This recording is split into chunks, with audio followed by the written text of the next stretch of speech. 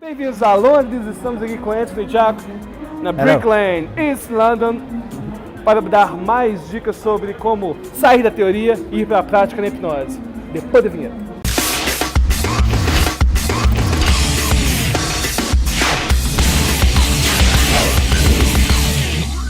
Well, now I want some advice and tips on how to get away from the theory and going from practice. Okay, I learned how to make the magnetic fingers or hand clasp with my friends. How they should start it.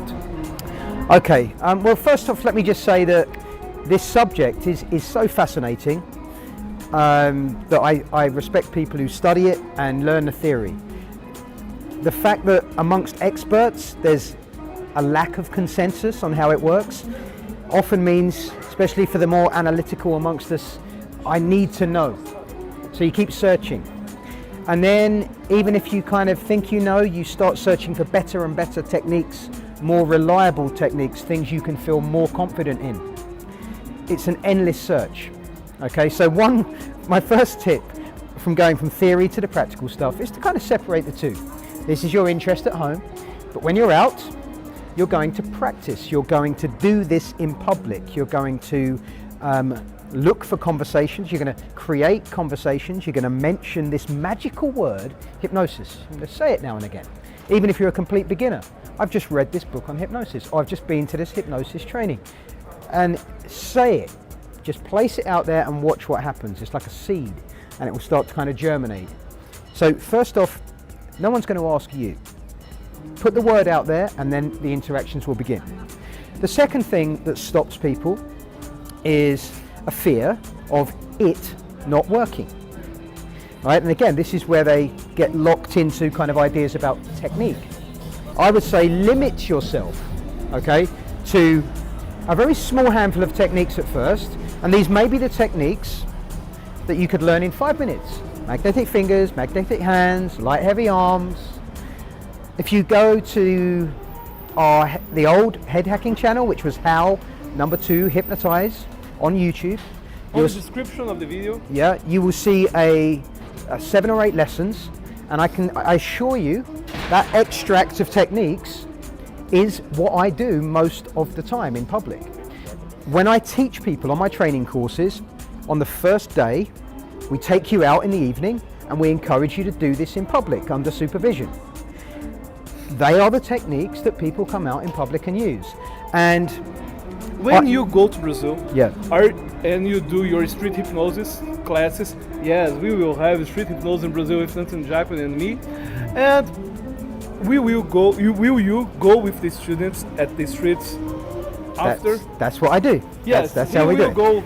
You will have me and Anthony Jacquin on the streets after the class. It's very simple. Whether you've got experience or not, on my training courses, you will hypnotize people by lunchtime. We'll spend the rest of the day learning a kind of potted system, a complete system, but limited to a small number of techniques. In the evening, we'll go out on the street and we'll have some fun, and we'll introduce people to their own unconscious creative minds, and we'll see what happens. It works everywhere else in the world. I'm sure it works very well in Brazil as well. Yeah, the one thing that I find really funny is that a lot of therapists are against that. And I do, street hypnosis, you do, but if we ask those therapists to hypnotize someone impromptu, they don't feel like they have fear of failing, isn't it? There is that, because many hypnotherapy trainings for the last 20-30 years have placed an emphasis on relaxation and the idea that we need a very relaxed state, and there's an absence of testing of the hypnosis. Actually, is this person responding or not? You can still do good work like that, but many therapists I think they also just say it's making people take me less than seriously, or it's making people frightened of me because they've seen it on TV. I would say just as many people as that may feel that are fascinated. Every time I do a performance of hypnosis, even however silly it is, people will come up to me afterwards and say, hey, can you help me with my problem. They're not running away. They've had a glimpse of what hypnosis can do. They've had an insight into how our personal reality can be changed, and they've made the connection themselves. Well, if he can make you afraid of a belt, thinking it's a snake, maybe he can take away my fear of snakes. And the answer is, of course you can. So I understand some hypnotherapists are trained and told never to engage with performance, but does it detriment my work as a hypnotherapist? No, it does not. It improves my work as a hypnotherapist, and it allows me to have more conversations with more people so that I can share the good news. Your reality is plastic. Any of the problems you have, you don't need to live with these problems. You can change the thing, you change the response, or you can change your relationship to it. So at first you said about the seed. Yeah. And then? Okay, so we put this out there. I then try to engage.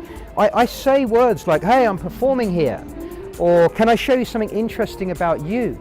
Or are you guys up for playing a mind game with me?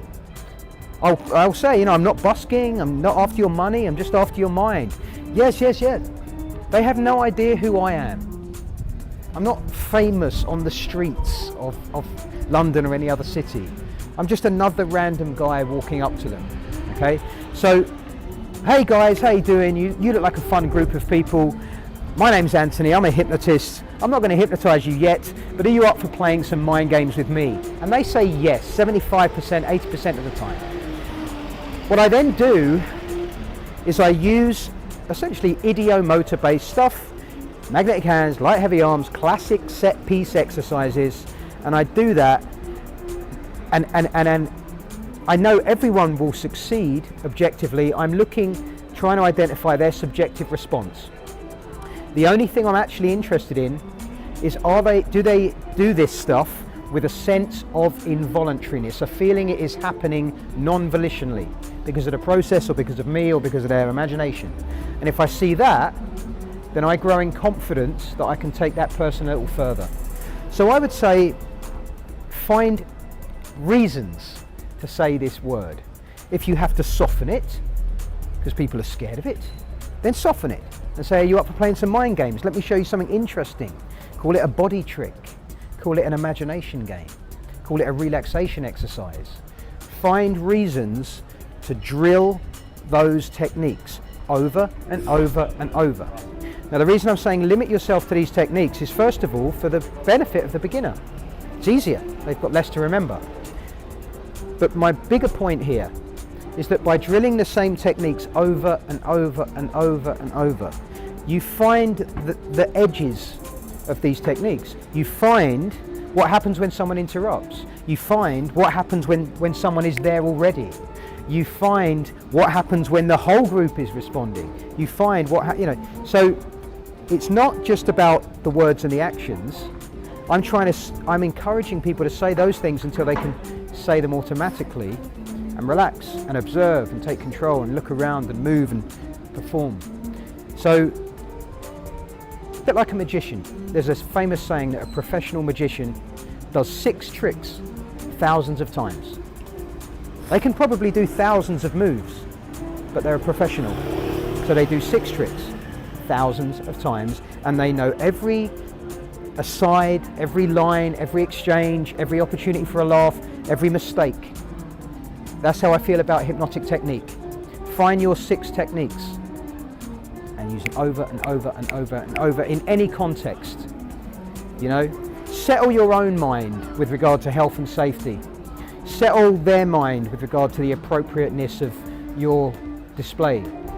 Yeah, you do have to learn trust and these kind of skills and not earn it, but be a good person. Look people in the eye. Be enthusiastic about the experience you're going to give them, and you'll find that the whole trust and rapport thing. I don't have to earn it. We meet at a level of kind of equals, and I'm going to show you something interesting. And it's about you. It's not about me. So the pressure is off me. It's not something I'm doing to you. I have to get their trust. I have to work around their critical mind. No. It's like taking a kid and saying, come and try your new glasses on. No, I don't want any glasses. You know, well, come into the shop. Let's try some on. It's like that. It's when your child doesn't want to do something, sometimes you have to take a couple of steps and then they realize it's fun. So with hypnosis, yeah, when people are kind of scared and worried about it, most of their fears are misconceptions that we can deal with very quick. Deal with these misconceptions and then show them. Stop talking about it, show them. You get much better, much quicker.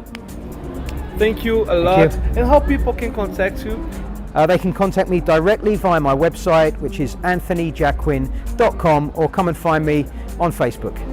Or also you can come to Brazil to see his trainings. Gostou desse vídeo? Clique em gostei, inscreva-se no canal, compartilhe com seus amigos e até a próxima. Espero que tenham gostado desse vídeo. Quer aprender mais sobre hipnose? Clica aqui, inscreva-se no nosso canal. Ou então, clica aqui e assista nosso curso completo do YouTube. Até a próxima.